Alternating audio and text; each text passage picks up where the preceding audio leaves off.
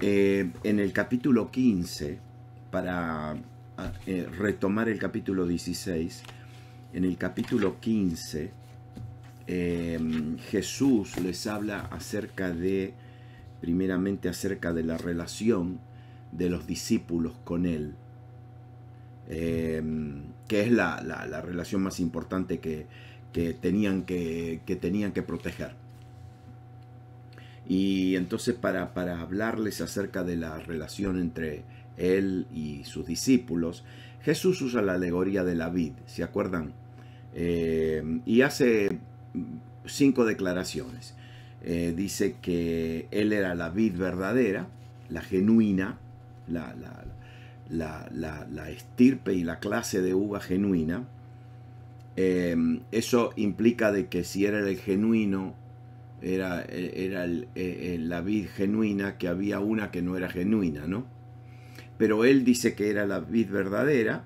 Después dice que el Padre era el labrador, el mejor experto en la materia.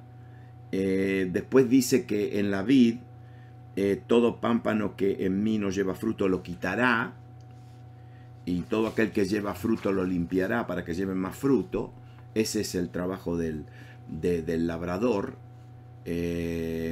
Y ahí entonces habla de que sí, ellos estaban en la vid, pero que tenían que producir fruto.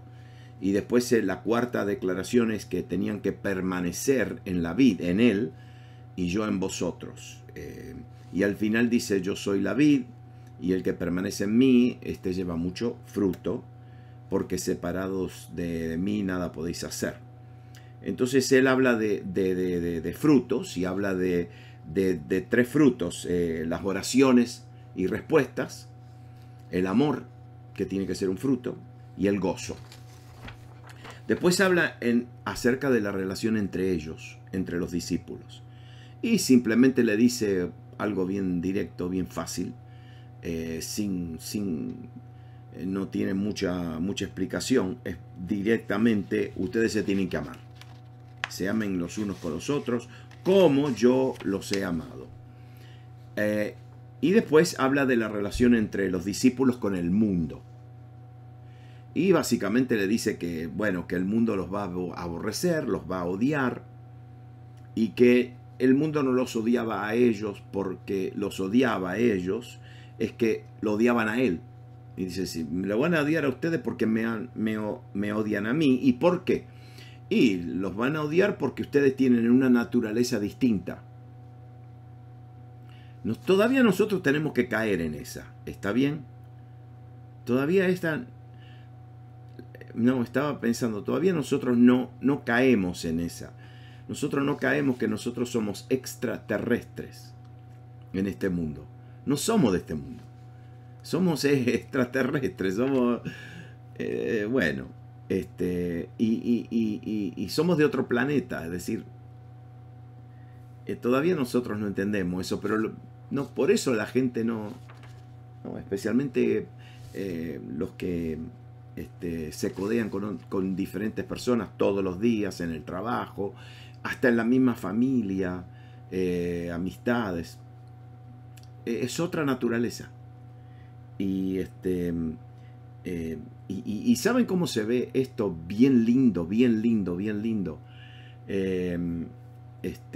Cuando uno sale del país y se encuentra con gente de otro país, pero son creyentes. Son creyentes. Y de otra cultura, y de otro color, y de otra, de lo que sea, pero diferente. Ahí uno se da cuenta que tenemos, aunque somos extranjeros y somos de otra nacionalidad, tenemos la misma naturaleza y hablamos de lo mismo. Bueno, yo no tengo mucha familia acá, no tengo ya más familia, tengo una familia muy reducida acá en Estados Unidos. Mi esposa no, mi esposa tiene mucha familia, ¿no? Y la familia de mi esposa se reúne mucho y tienen, ¿no? Se reúnen y le gusta estar. Y hay alguna, mi esposa tiene parientes que no son creyentes, pero son lindos, son hermosos, son muy lindos, y muy generosos y muy hospitalarios. Pero ustedes se dan cuenta que cuando uno se junta con otra, aunque sean parientes y que no son del reino, ¿de qué vamos a hablar? ¿De qué hablamos? Del tiempo. No sé, ¿de qué? Del trabajo. Uno empieza a hablar y en media hora se terminó. No hay diálogo. Ahora, claro, uno se encuentra con un creyente y aunque recién se conocieron, ahí empieza uno a hablar. Hay temas para hablar, hay testimonios para contar, hay de todo. Bueno, ustedes entienden. Es decir, ¿por qué el mundo nos rechaza? Porque tenemos otra naturaleza. No solamente eso, pero apenas uno le dice, yo soy cristiano, yo soy un cristiano. Qué lindo. Entonces fíjese, no sé si ustedes han experimentado esto. No, yo también creo en Dios. No me diga, sí, yo creo en Dios y esto y el otro. Ahora, apenas usted le menciona el nombre de Jesús, se desenchufó todo. Se desconectó todo. ¿Sí? Porque Dios es Dios. Pero una vez que uno dice Jesús, ahí entonces va a haber un rechazo. Y la última razón es porque todo lo que tiene que ver con Jesús tiene que ver con un compromiso, tiene que ver con una vida que uno lleva, ¿no? Y entonces trae convicción de pecado, ¿no? Es decir, la gente se va a cuidar mucho de decir, por ejemplo, malas palabras alrededor de un creyente, porque ya tienen una conciencia de pecado, ¿no? Cuidado, ¿no?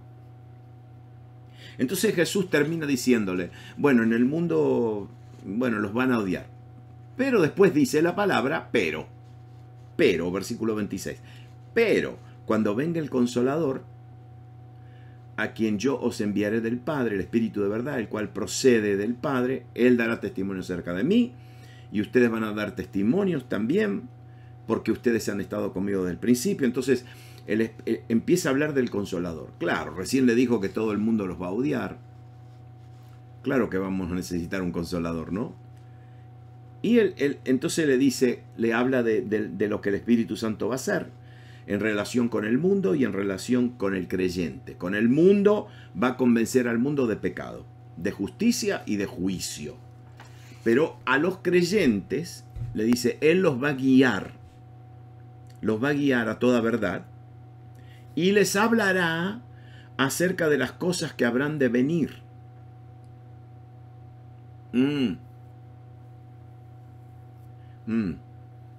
Una de las, esto es un sentir que yo tengo, ¿no?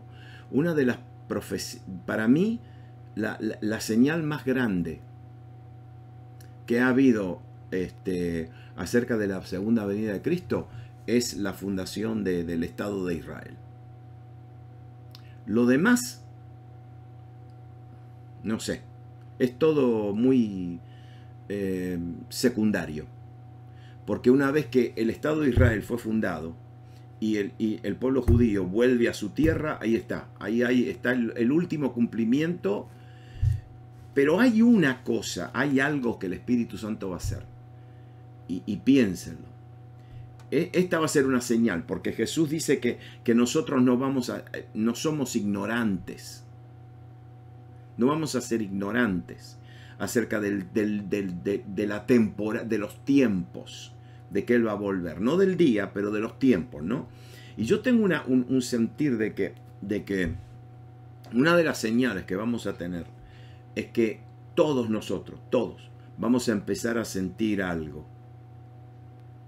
Vamos a empezar a sentir que esto se termina. Y no va a ser simplemente porque escuchamos a un profeta, a un maestro. No. Esto va a ser una obra del Espíritu Santo, que nos va a empezar a preparar. Porque el Espíritu Santo, lo dijo Jesús, que Él hablará acerca de las cosas que habrán de venir. Es como que Él nos va a preparar.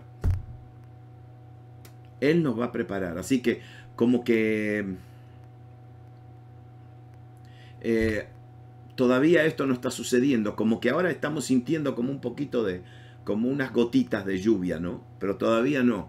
Va a llegar un momento en que el Espíritu Santo nos va a decir, hay que prepararse porque esto se termina. Y después, lógicamente, Jesús dijo, y el Espíritu Santo me va a glorificar a mí. Él glorificará a Cristo. ¿Por qué? Porque tomará de lo mío y os lo hará saber. Es interesante que cuando el Espíritu Santo nos revela, tiene que revelarnos acerca de Jesús. Es Cristo que tiene que ser revelado. ¿Por qué? Porque Él va a glorificar a Cristo. El Espíritu Santo, por ejemplo, Jesús dijo, Él nunca va a hablar por su propia cuenta, no va a hablar de Él va a hablar de mí. Él le va a revelar acerca de lo que yo tengo, porque tomará de lo mío y os lo hará saber, ¿no? Y todo lo que tiene el Padre es mío, y por eso dije que tomará de lo mío y os lo hará saber. Entonces, ahora, en el capítulo 16, Jesús empieza a hablar, y esto, la verdad que me bendijo. Jesús empieza a hablar, quiere hablar acerca de la resurrección. De su resurrección. Y empieza a hablar acerca de su resurrección, pero en alegoría.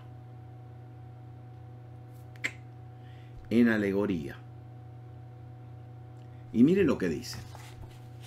Porque ubiquémonos, Jesús está sentado con ellos y les está dando estas últimas instrucciones, hablándole de lo que van a experimentar, lo que van a vivir, que no va a ser fácil, pero le dice, pero viene el Consolador. El Consolador los va a guiar a toda verdad, les va a hablar de las cosas que vienen, y Él me va a glorificar a mí. Él va a tomar de todo de lo mío y se los va a dar a ustedes. Pero ahora le habla de lo importante, de su resurrección. Porque no se olviden, Jesús recién en el capítulo 15, 16, le está hablando de que Él se va. No, se va. Y entonces ahora le dice así. Presten la atención a esto porque esto es... de cierto os digo... Y ustedes saben bien, esa palabra desierto es la palabra amén. Amén. Entonces, cuando Jesús dice desierto una vez, Jesús está hablando. Cuando lo dice dos veces, es porque hace un énfasis muy acentuado. Amén, amén. Les digo. Y ahora miren lo que dice en el versículo 20. Que vosotros lloraréis y lamentaréis, y el mundo se alegrará. Porque aunque vosotros estéis tristes, vuestra tristeza se convertirá en gozo. Mire lo que le dice, ustedes me van a llorar y se van a lamentar, pero el mundo pensará que me mataron. El mundo se alegrará. Ya está, me van a ver en la cruz. El mundo, el sistema, me va a ver allá en la cruz y va a ver cuando me bajen de la cruz muerto, y ellos se van a alegrar. Pero le dice, pero ustedes me van a llorar y van a lamentar. El mundo se va a gozar. Pero dice, pero ustedes, aunque estéis tristes porque me van a ver morir, vuestra tristeza se convertirá en gozo. ¿Entienden ustedes lo que le está diciendo? Está diciendo, miren, ustedes van a llorar, se van a lamentar por 3 días. El mundo se va a gozar por 3 días. ¿Sí? Pero ustedes, cuando yo resucite, su tristeza se va a convertir en gozo. Le está hablando de la resurrección. Y entonces le usa la alegoría de la mujer cuando da a luz. todas las mamás. Dice, cuando la mujer da a luz, tiene dolor, porque ha llegado su hora. Pero después que ha dado a luz un niño, ya no se acuerda de la angustia por el gozo de que haya nacido un hombre en el mundo. Y sí, claro, óigame, no hablemos de eso, porque eso es una maravilla ver nosotros que hemos estado, por lo menos los varones, que hemos estado en la sala de parto, ver. Pero una cosa sí, apenas nace ese bebé, mi esposa, la primera, mi hijita, la más grande, fueron 30 horas de parto. 30 horas de parto, difícil, doloroso. Pero una vez que salió esa niña, yo escuché a mi esposa decir, denme a mi bebé. Denme a mi bebé. Uf. Y una vez que le dieron ese bebé, que se lo puso acá, se terminó todo. Se olvidó del dolor, se olvidó de ver. Ustedes saben, las madres. ¿Por qué? Porque tienen gozo de que hayan nacido un bebé al mundo. ¿Y qué prueba hay? Y bueno, la prueba es que hay madres que tuvieron 2 y 3 y 4 y 5 hijos. No, hay mamás que dicen, no, yo tuve la primera, nunca más. Mentira, mentira. El gozo, ese gozo no se puede describir. Entonces Jesús dice, ustedes, yo voy a resucitar. Va a ser como una mujer que da a luz. Sí, tiene dolor y tiene el parto y tiene eso, pero una vez que nació, se terminó todo. Entonces ahora Jesús le dice, también ustedes ahora están tristes, pero os volveré a ver y se gozará vuestro corazón y nadie os quitará vuestro gozo. Miren lo que le está diciendo. Le está hablando de su resurrección, ¿no? Entonces, aquí en estos 3 versículos, 20, 21 y 22, le dice, ustedes se van a entristecer, me van a lamentar, pero me van a ver otra vez. Y esa tristeza y ese lamento se va a cambiar en gozo y nadie les va a quitar el gozo. Nadie. Entonces, ahora, después de que le dice eso, de que le habla de su resurrección, que lo van a volver a ver, entonces usa una expresión poderosa. Le dice, en aquel día. En aquel día. Y mire ahora lo que le dice.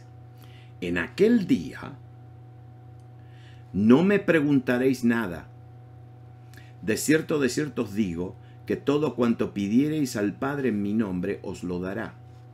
Hasta ahora nada habéis pedido en mi nombre. Pedid y recibiréis para que vuestro gozo sea cumplido.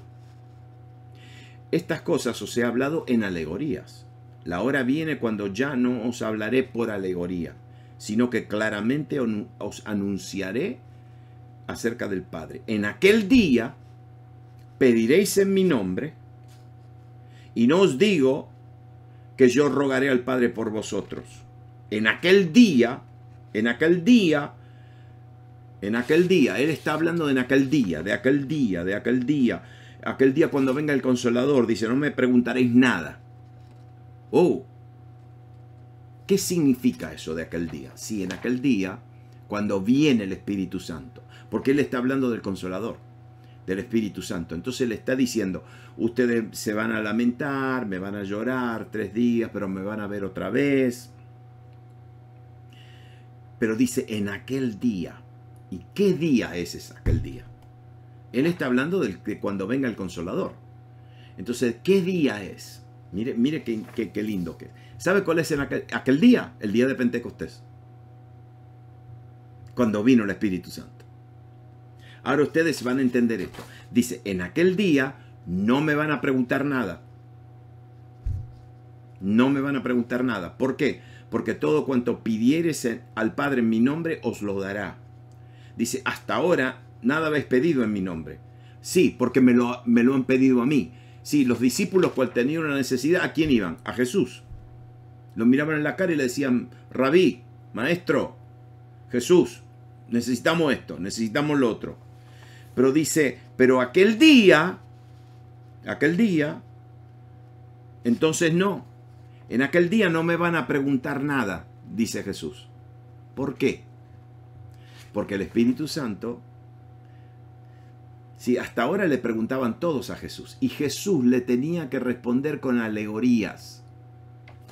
Yo quiero que, por favor, mire qué interesante lo que Jesús le decía. Es profundo lo que Jesús le estaba diciendo. Estos muchachos pobrecitos. Pero le decía así, mire, hasta ahora ustedes me han preguntado. Y yo le he respondido con alegorías. Yo le he respondido con parábolas. No le pude revelar todo. Porque ustedes no estaban listos para... Pero dice, pero en aquel día, cuando el Espíritu Santo venga, entonces ustedes no me van a preguntar nada. Nada. El Espíritu Santo les va a ¿qué? Los va a guiar a toda verdad. Bueno, por ejemplo, a ver cómo se lo ilustro. Muchos de nosotros, yo no sé si usted alguna vez, ¿no?, ha soñado o ha dicho, ¿cómo me gustaría haber estado con Jesús, caminado con Jesús? Qué lindo, ¿verdad? ¿Cuánto de nosotros? Es un deseo hermoso, pero no se olviden, si hubiéramos estado caminando con Jesús 2000 años atrás, caminando con Él nos hubiera hablado en alegoría. Nos hubiera, por ejemplo, hablado de la parábola del sembrador. Y uno habría dicho, ¿pero de qué está hablando Jesús? De agricultura, de cómo sembrar, cómo es esto. Jesús habló todo en alegoría, porque todavía no entendían. Ahora, el Espíritu Santo, dice Jesús, cuando venga el Espíritu Santo se terminaron las alegorías. Nada más. Por eso Él le dice, cuando venga el Espíritu Santo, ustedes van a pedir, pero no me van a pedir a mí. Fíjese qué interesante. Dice, no me van a pedir a mí, le van a pedir directamente al Padre. Ok, fíjese. Cuando ellos le pedían a Jesús algo, Jesús no le respondía. ¿A quién iba Jesús? Al Padre. Jesús lo dijo claramente, yo no hago nada si el Padre no lo hace. Yo no digo nada si el Padre no me lo dice. Es decir, Él hacía todo lo que el Padre le decía. Ahora fíjese el ministerio del Espíritu Santo. Dice, cuando el Espíritu Santo venga en aquel día, ustedes no me van a preguntar nada a mí. Y no me van a pedir nada a mí, porque ustedes pueden ir directamente al Padre en mi nombre y el Padre se lo dará. Ustedes están entendiendo el cambio de... Ustedes entienden ahora porque los discípulos, los apóstoles, la iglesia primitiva se llevó al mundo por delante. Se llevó al mundo por delante. ¿Por qué? Porque entendieron, porque en aquel día, cuando reciben el Espíritu Santo, ¿qué pasa? Ellos tuvieron la habilidad de ir directamente al Padre. Y le voy a decir algo lindo, que solamente ustedes lo saben esto. Hasta ahora, nada habéis pedido en mi nombre. Pedid, y nuestra Biblia en español dice recibiréis, ¿verdad? ¿Sí? Adivinen qué palabra es esa. No es recibiréis. Esa palabra es lambano. Apropiarse, arrebatar, tomar. Entonces mire lo que dice, hasta ahora nada habéis pedido en mi nombre. Pedid y echarle mano, echadle mano, échenle mano, para que vuestro gozo sea cumplido. Ahí no dice recibir, ahí dice lambano.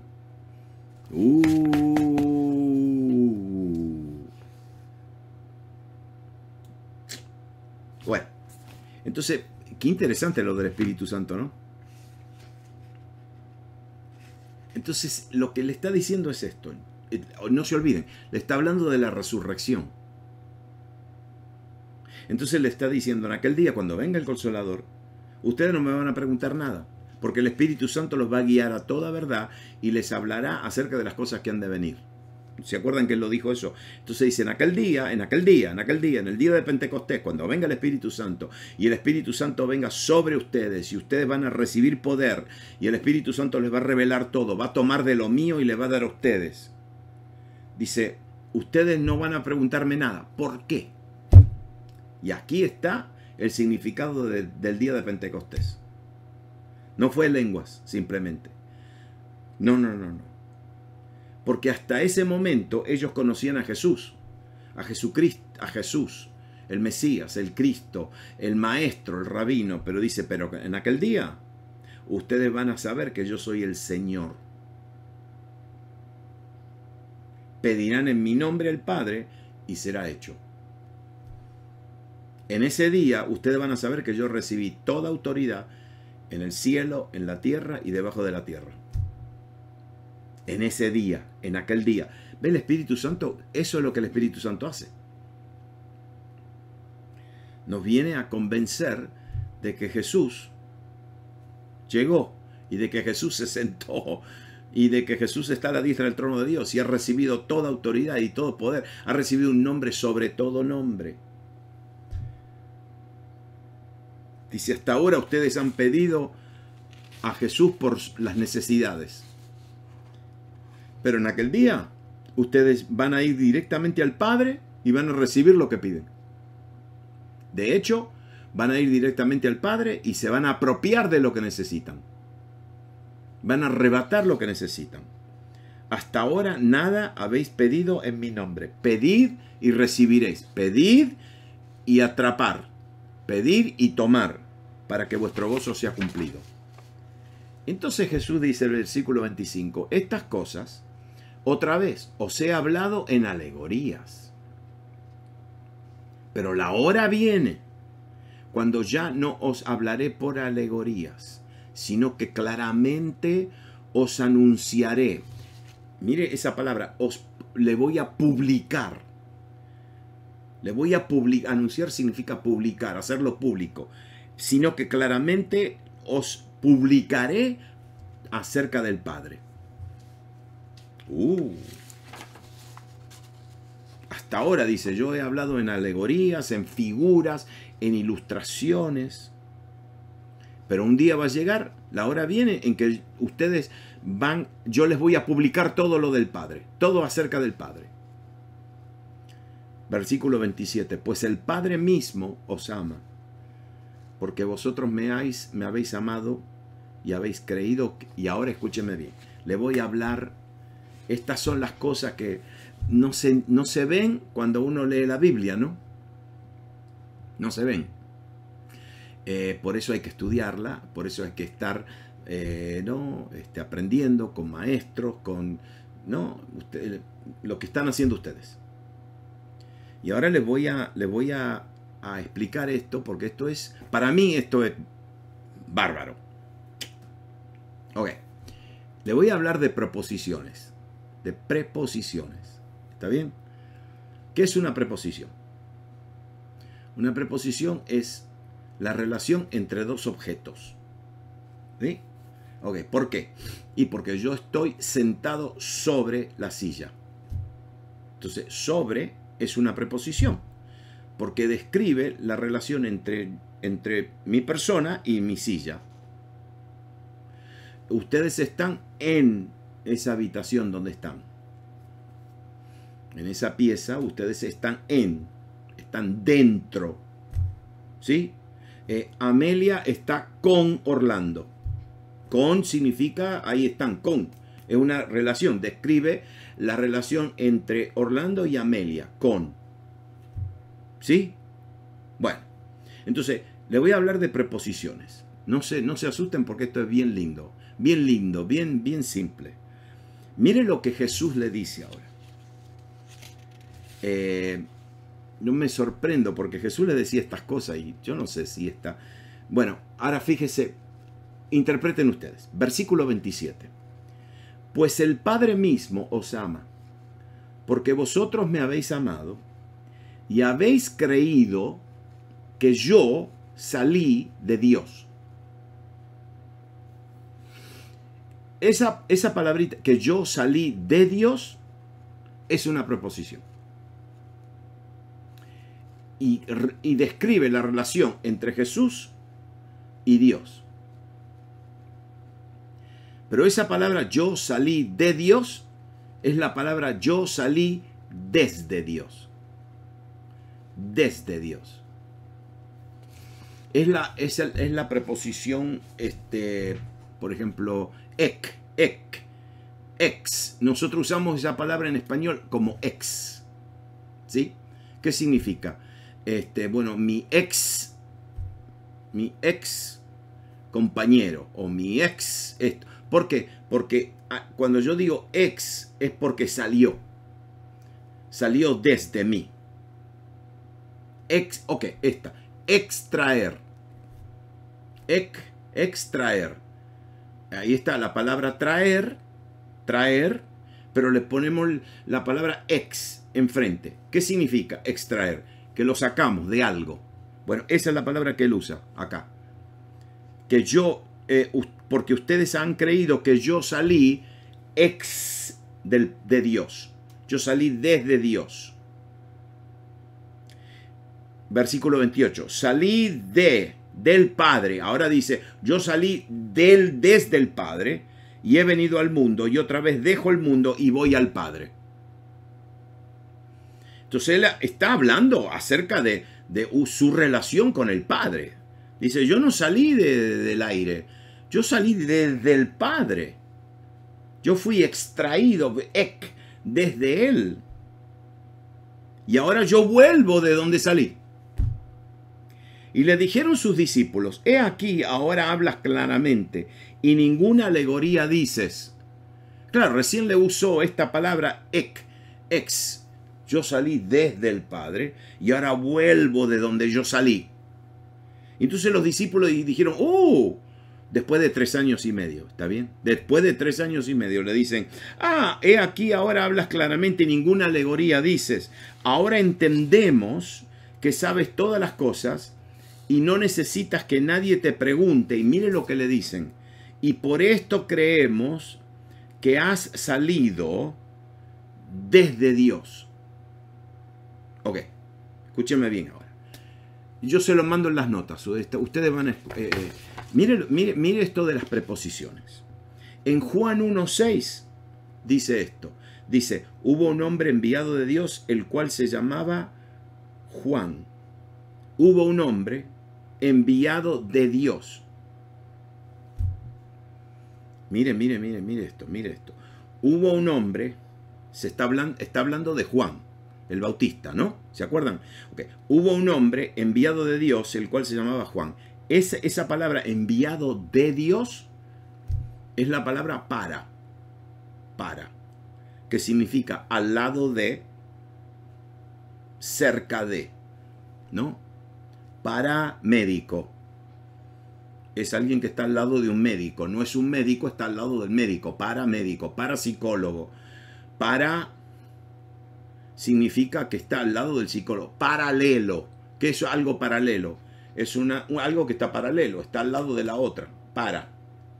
Ahora fíjese, cuando se habla de Juan no sale desde Dios. Juan dice un hombre enviado de Dios, no desde Dios. Dice un hombre que salió desde al lado de Dios. Cerca de Dios. Porque es un hombre. ¿Entienden ustedes esto de las preposiciones? Pero en Juan 16, acá dice, no, yo salí del Padre. He venido al mundo y otra vez dejo al mundo y voy al Padre. ¿Por qué? Porque yo salgo desde adentro del Padre.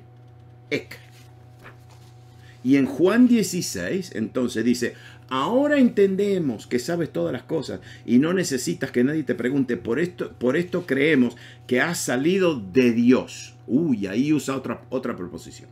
Usa la preposición apo, que significa separado de un lugar a otro lugar. Apo significa que yo estoy en un lugar y me voy de este lugar y me voy hacia este lugar.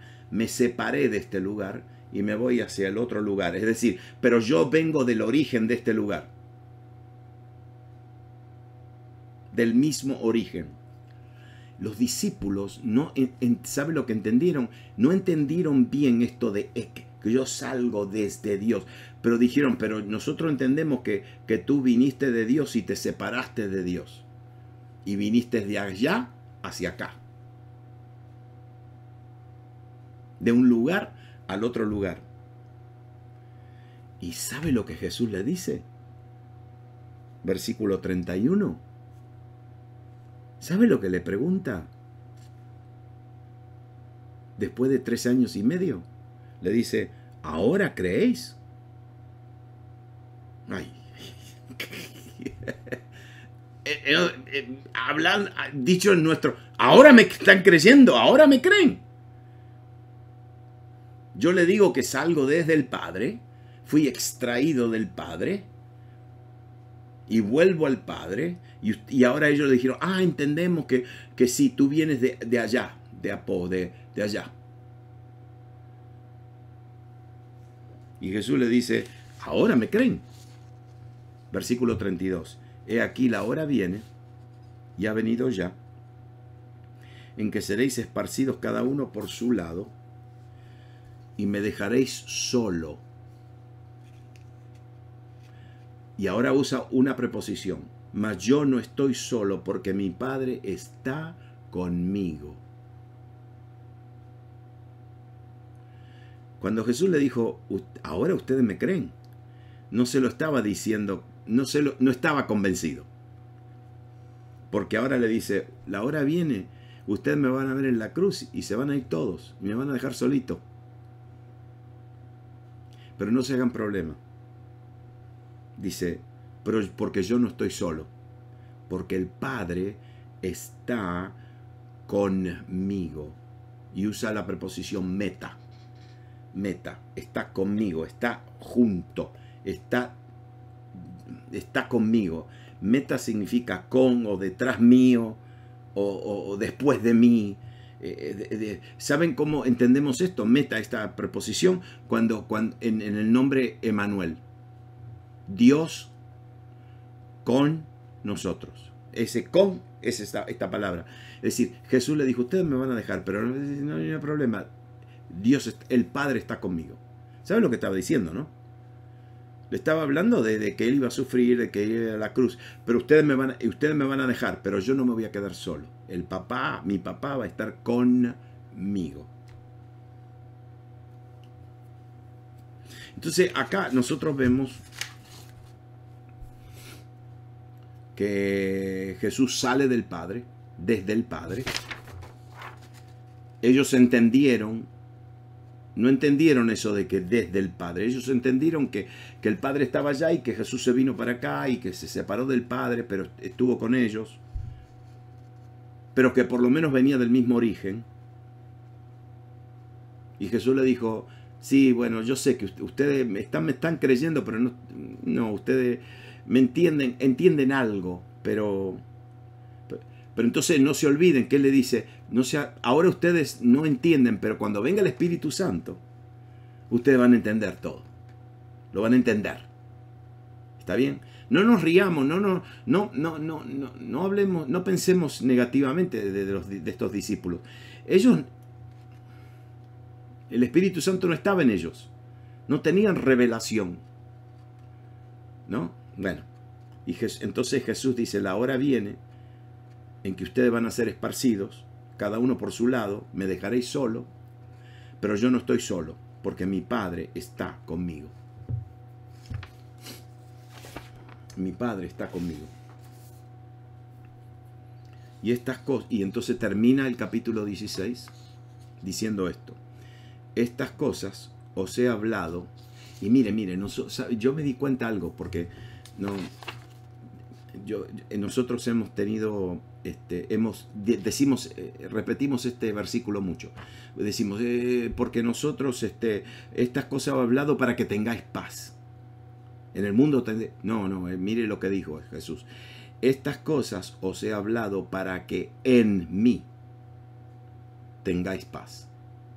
Y esa es la única manera de estar en Él. Porque la paz no es un sentimiento. La paz es una persona. Se llama Jesús. El que tiene a Jesús tiene paz. Dice, estas cosas os he hablado para que en mí tengáis paz. En el mundo tendréis aflicción. Y la palabra aflicción es la palabra presión. Presión, algo apretado.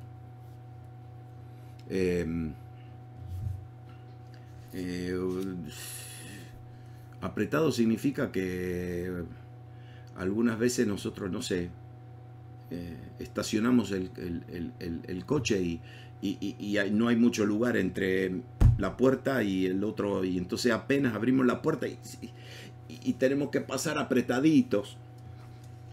Esa es la palabra que lo uso. En el mundo ustedes tendrán presión, tendrán apreturas, ¿no?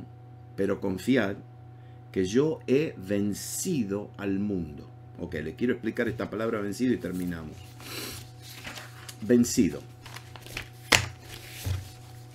La palabra vencido es una palabra, no está bien traducida, porque no hay traducción para esta palabra. En el mundo de aquel tiempo, la gente entendía muy bien lo que era vencer. ¿Por qué? Porque era una palabra muy puntual, muy específica.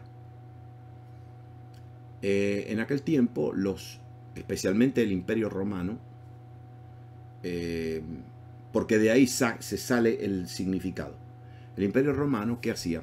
Mandaban a sus ejércitos a campañas militares. No los mandaban a pelear simplemente no. Ellos mandaban al ejército a conquistar. Los romanos no peleaban, los romanos conquistaban. Roma empezó con una ciudad, la ciudad de Roma, y se empezó a expandir hasta que conquistó toda la península itálica. Y cuando llegaron al final dijeron, ¿qué más? ¿Qué más? Y se empezaron a extenderse. Entonces ellos mandaron a un ejército con un gran general a la campaña donde se fueron para el lado de Francia, para el norte, Francia y todo el norte de Europa.